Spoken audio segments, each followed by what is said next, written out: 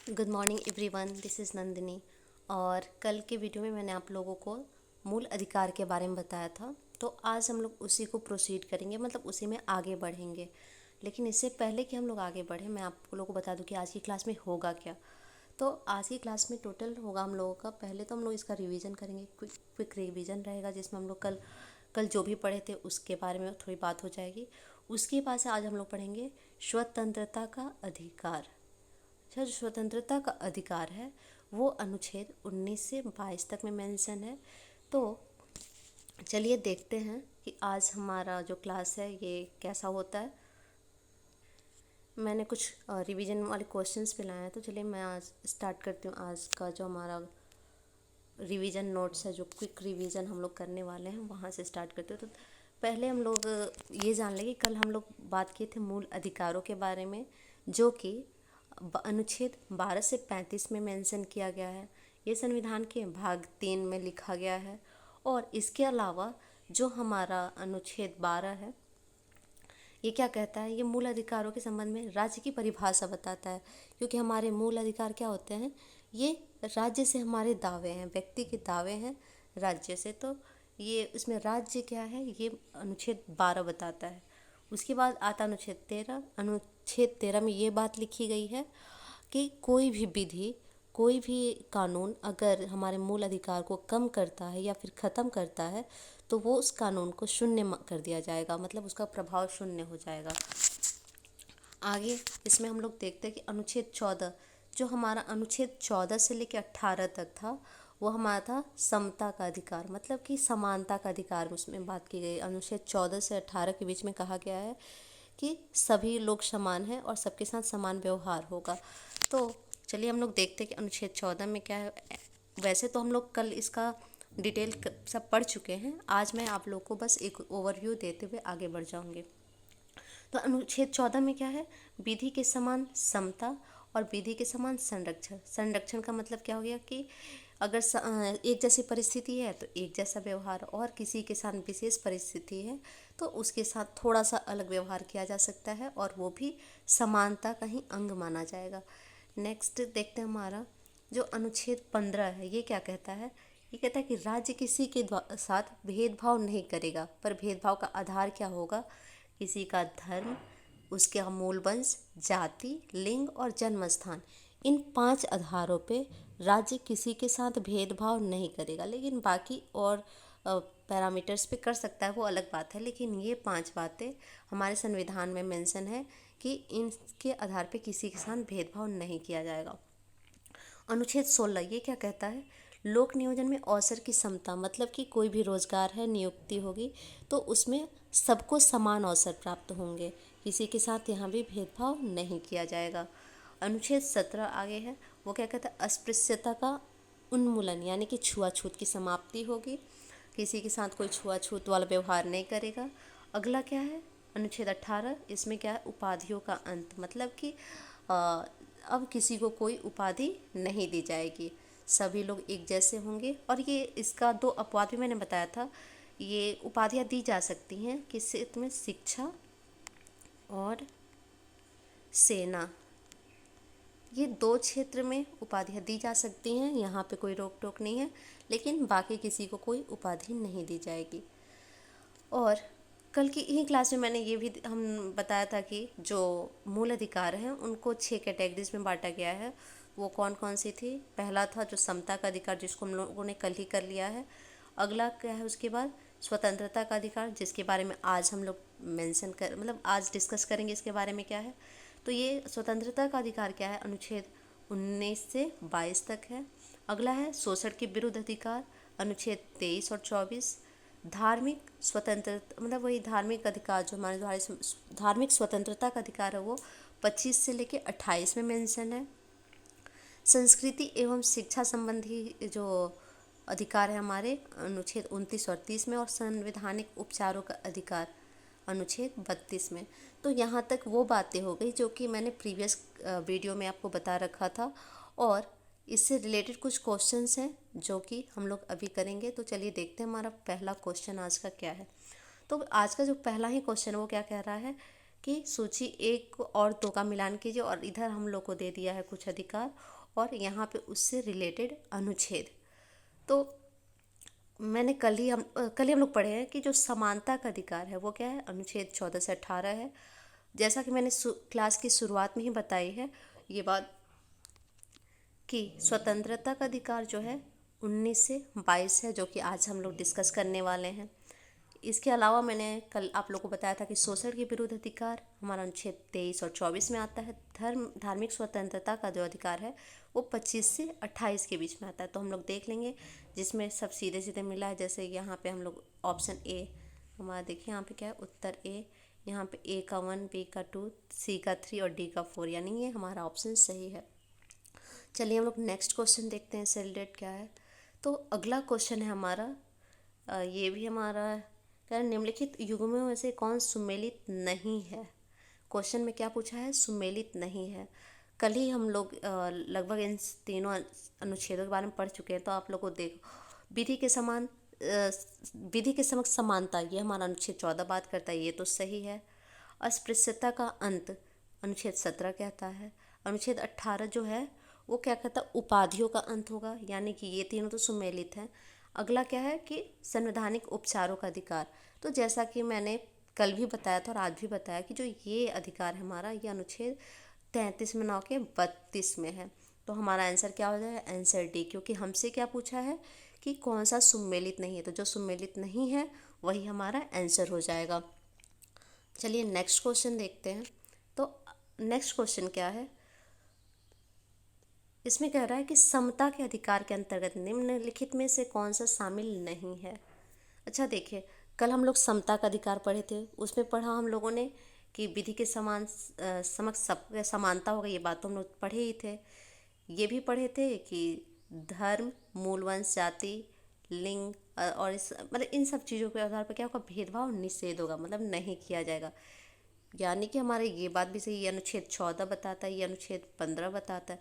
अनुच्छेद 16 में हम लोग देखते हैं क्या, रोजगार और नियुक्ति में सबको समान अवसर प्राप्त होंगे। अनुच्छेद 17 क्या कहता है, छुआछूत का अंत। अनुच्छेद 18 क्या कहता है, उपाधियों का अंत। तो हम लोग यहाँ पे क्या देख रहे हैं कि जो समता का अधिकार यानी 14 से 18 है, इसमें ये सारी ही बातें शामिल हैं। तो इसलिए हमारा आंसर क्या हो जाएगा, आंसर डी, क्योंकि इसमें क्या है, सब शामिल है। तो क्या हो जाएगा, उपरोक्त में से कोई नहीं है जो शामिल नहीं है।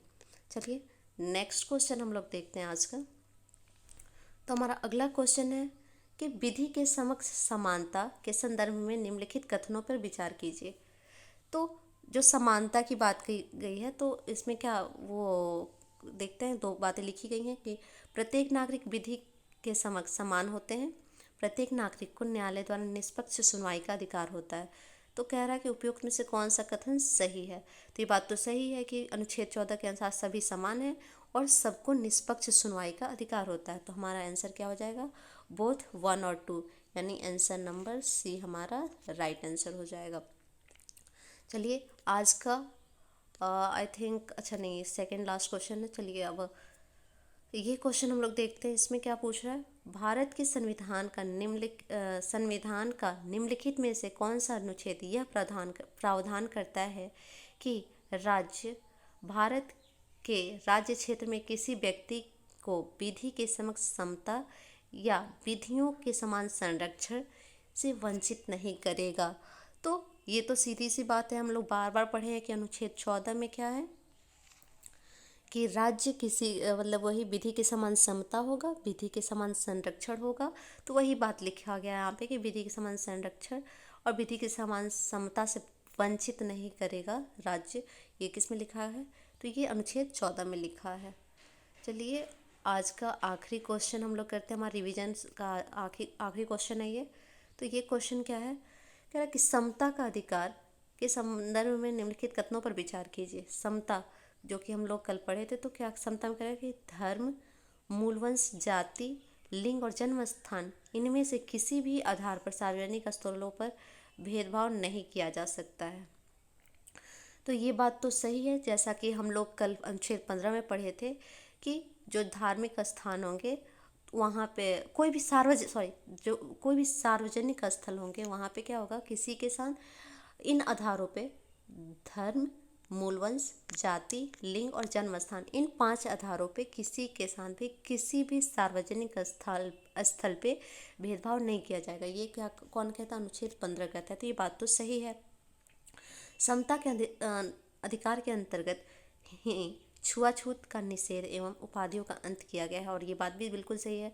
वो छुआछूत का निषेध अनुच्छेद 17 और उपाधियों का अंत 18, और ये 15, 17, 18, 14 से लेकर टोटल 18 तक जो है ये समता का जो हमारा अधिकार है इसमें आ जाते हैं। तो यहाँ पे देख रहे हैं अनुच्छेद 15 है, यहाँ पे 17 है, यहाँ पे 18 है। तो ये हमारा आंसर क्या हो जाएगा? आंसर नंबर सी, यानी कि ये सभी सही हैं। तो इसी के साथ हमारा रिवीजन तो कंप्लीट हुआ, और चलिए आज देखते हैं हम लोग कि आगे, जैसा कि मैंने शुरू में बता दिया कि आज की क्लास में क्या है, पहले रिवीजन था तो रिवीजन हमारा हो गया, और अब हमको करना है आज का जो हमारा मेन टॉपिक है स्वतंत्रता का अधिकार, उसके बारे में हम लोग करेंगे। तो चलिए देखते हैं स्वतंत्रता का अधिकार क्या है। जैसे स्वतंत्रता का मतलब क्या है? बंधनों का अभाव, मतलब कि बंधन ना हो किसी पे, फ्री हो, इंसान जो चाहे वो कर सके। तो जो हमारा स्वतंत्रता का अधिकार है इसमें हमारे बहुत सारे अधिकार दिए गए। अनुच्छेद 19 में हम लोग को बहुत सारे अधिकार दिए। पहला क्या है? आर्टिकल जो 19(1) का क्लॉज ए है, वो क्या कहता है? वाक और अभिव्यक्ति की स्वतंत्रता, मतलब हम लोगों को अपनी बातों को बोलने का, खुद की भावनाओं को अभिव्यक्त करने का, उसको दर्शाने का अधिकार है। मतलब वो ये हमारी स्वतंत्रता है कि हम लोग बोल सकते हैं अपनी जो भी हम लोग महसूस करते हैं उसको लिख के, बोल के, मतलब इसको अभिव्यक्त किया जा सकता है। ये हमें अधिकार अनुच्छेद 19(a) का क्लॉज ए देता है। 19(1) का क्लॉज है।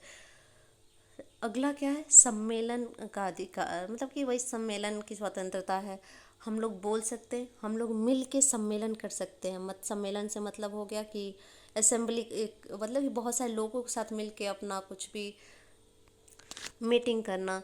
लेकिन ये कैसा होगा? शांतिपूर्ण। अगर हम शांतिपूर्ण सम्मेलन करेंगे तो ये हमारी स्वतंत्रता का अधिकार होगा। अगला क्या है इसमें?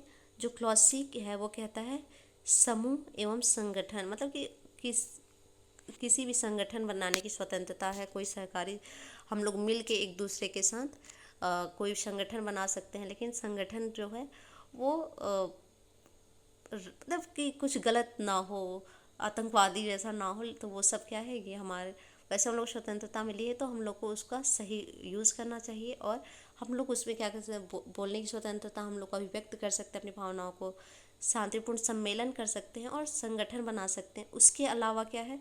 हम लोग भारत में कहीं भी, समूचे भारत में अबाध आवागमन, मतलब बिना रोक टोक के कहीं भी आ जा सकते हैं। अगला क्या है? समूचे भारतीय क्षेत्र में निवास करने एवं बसने की आज़ादी। भारत की किसी भी क्षेत्र में हम लोग निवास कर सकते हैं, मतलब वहाँ पे घर बना के रह सकते हैं। तो इस सब की आज़ादी हम लोग को अनुच्छेद 19 से मिलती है।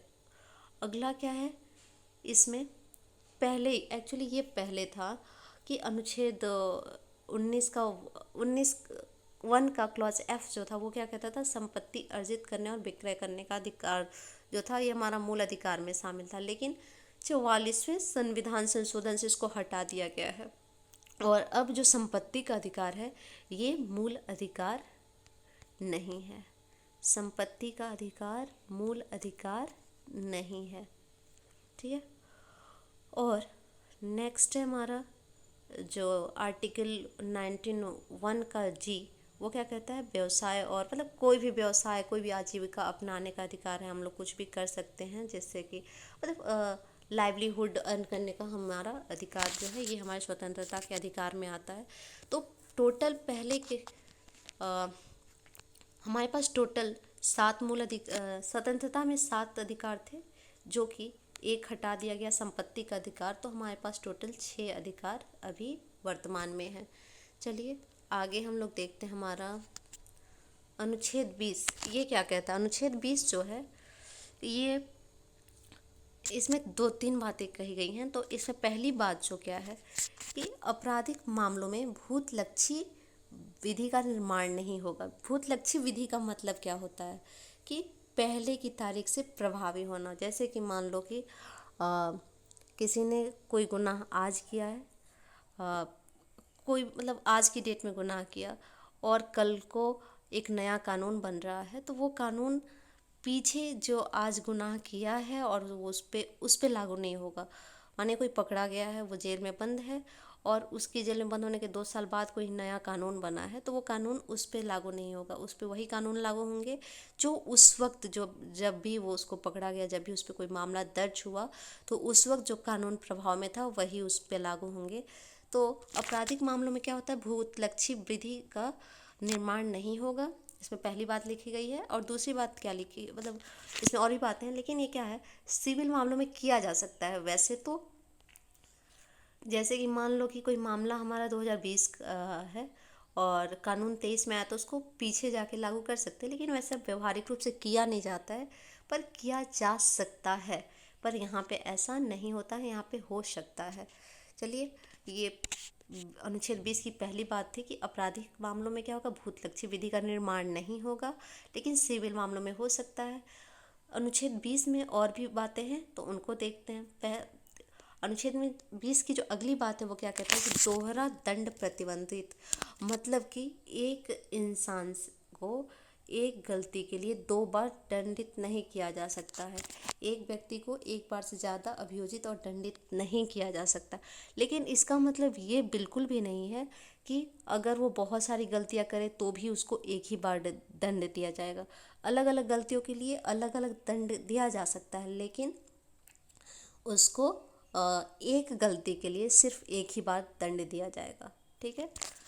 दूसरी बात कि उसमें जो प्रशासन अगर कोई दंड दे रहा है तो उसको शामिल नहीं किया जाएगा। दंड अगर न्यायालय के द्वारा हो रहा है तो उसी को, मतलब न्यायालय किसी को क्या है, 2 बार दंड नहीं दे सकता है। अनुच्छेद 20 में तो पहली बात ये थी कि भूतलक्षी विधि का निर्माण नहीं होगा आपराधिक मामलों में, सिविल मामलों में किया जा सकता है।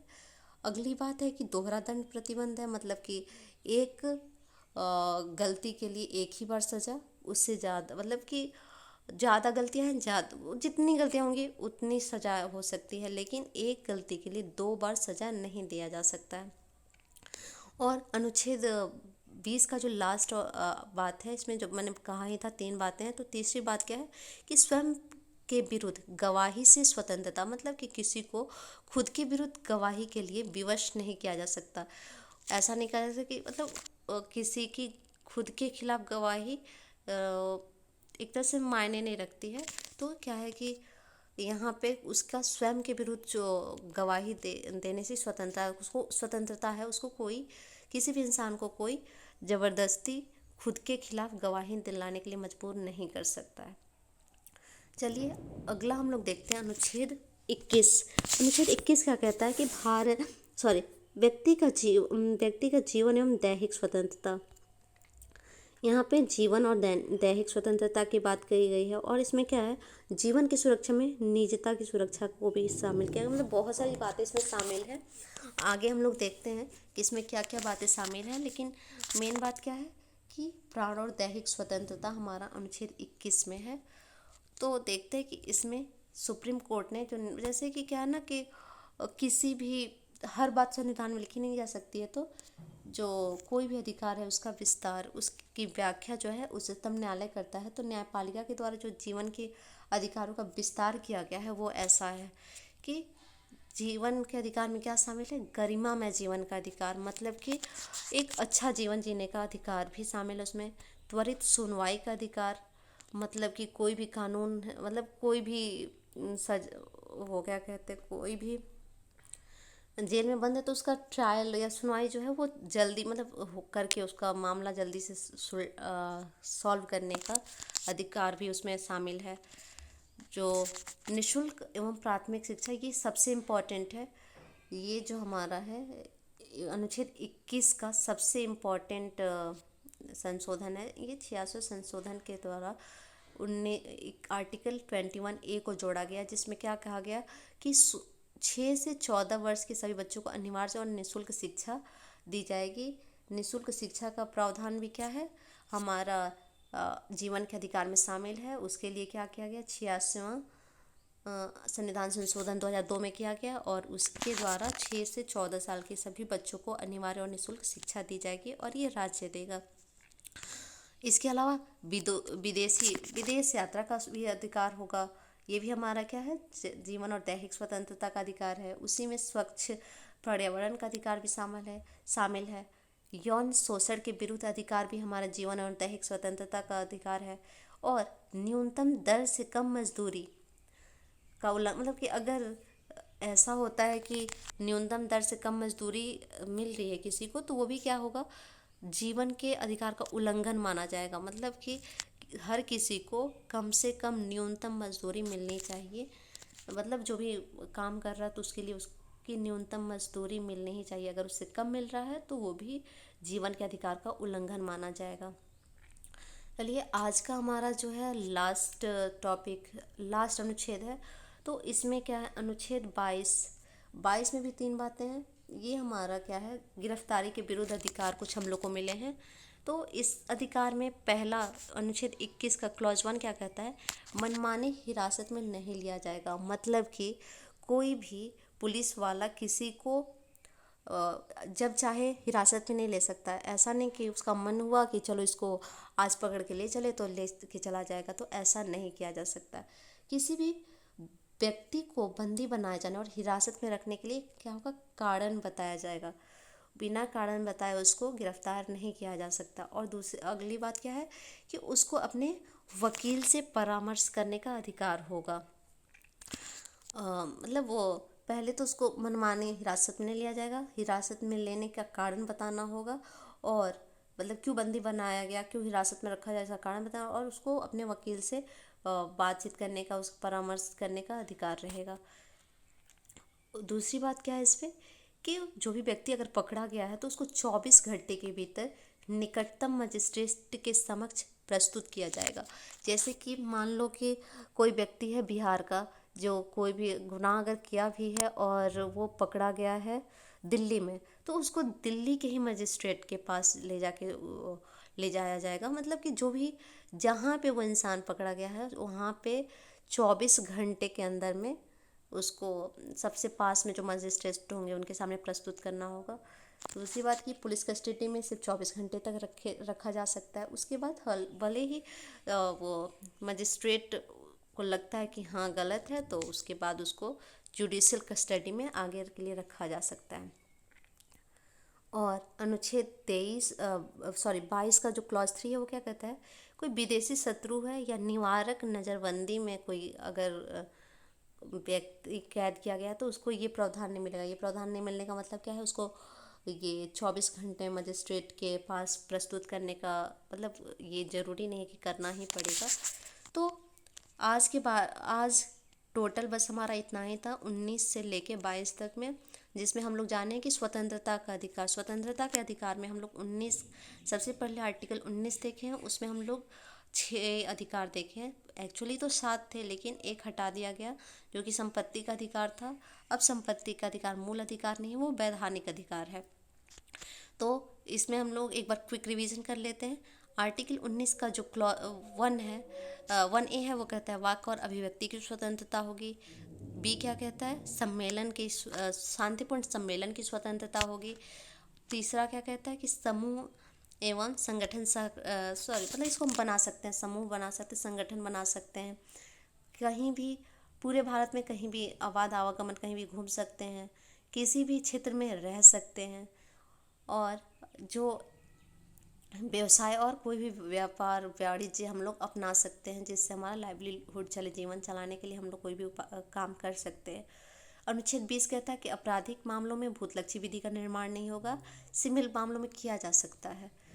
दोहरा दंड प्रतिबंधित है, मतलब एक व्यक्ति को एक गलती के लिए 2 बार दंडित नहीं किया जा सकता है। स्वयं के विरुद्ध गवाही देने का मतलब कि उस विवश नहीं किया जा सकता है किसी को। उसके बाद अनुच्छेद 21 है, इसमें क्या है था कि व्यक्ति का जीवन एवं दैहिक स्वतंत्रता है। इसमें निजता का अधिकार भी शामिल होता है। उसके अलावा क्या क्या शामिल है हम लोग यहाँ पे देखें कि गरिमा में जीवन का अधिकार शामिल है, त्वरित सुनवाई का अधिकार शामिल है, निःशुल्क प्राथमिक शिक्षा भी हमारे प्राण और दैहिक स्वतंत्रता में शामिल है, जो कि अनुच्छेद संविधान 86 संविधान संशोधन द्वारा आर्टिकल 21A को जोड़ा गया। उसमें ये लिखा गया कि 16 से 14 वर्ष के बच्चों को अनिवार्य और निःशुल्क शिक्षा दी जाएगी। अगला क्या है, इसमें विदेश यात्रा का अधिकार भी हमारे पास, स्वच्छ पर्यावरण का अधिकार है, यौन शोषण के विरुद्ध अधिकार है, और न्यूनतम दर से कम मजदूरी पाने पे मतलब कोई देता है तो ये भी क्या हो जाएगा, जीवन के अधिकार का उल्लंघन होगा। तो यहाँ पे क्या है कि न्यूनतम दर से कम मजदूरी नहीं दे पाना भी मतलब एक तरह से हमारा मौलिक अधिकार है, जीवन का अधिकार है। अगला क्या था हमारा आज के लिए लास्ट, यानी अनुच्छेद 22। ये क्या है, मनमानी हिरासत में नहीं लिया जाएगा, हिरासत में ले तो उसका कारण बताना होगा, वकील से परामर्श करने के लिए उसका अधिकार होगा। दूसरी बात कि 24 घंटे के अंदर उसको निकटतम मजिस्ट्रेट के सामने प्रस्तुत करना होगा। और सबके पास से ये जो कानून है ये विदेशी शत्रु या निवारक नज़रबंदी के तहत अगर कोई पकड़ा गया है तो उस पर ये लागू नहीं होता है। तो आज के लिए बस इतना ही। नेक्स्ट वीडियो में हम लोग देखेंगे हमारा अगला अधिकार क्या है और उसके बारे में हम लोग करेंगे। आज मैं एक बात बता दूँ, मेरे ये जो वीडियोस होंगे इसी तरह से होंगे। पहले हम लोग जो क्लासेज किए उनका एक रिवीजन करेंगे, फिर उससे रिलेटेड क्वेश्चन करेंगे और उसके बाद से जो नया टॉपिक होगा उसके बारे में हम लोग पढ़ेंगे। तो आज के लिए बस इतना ही। अच्छा लगे तो आप लोग लाइक कर सकते हैं। Thank you.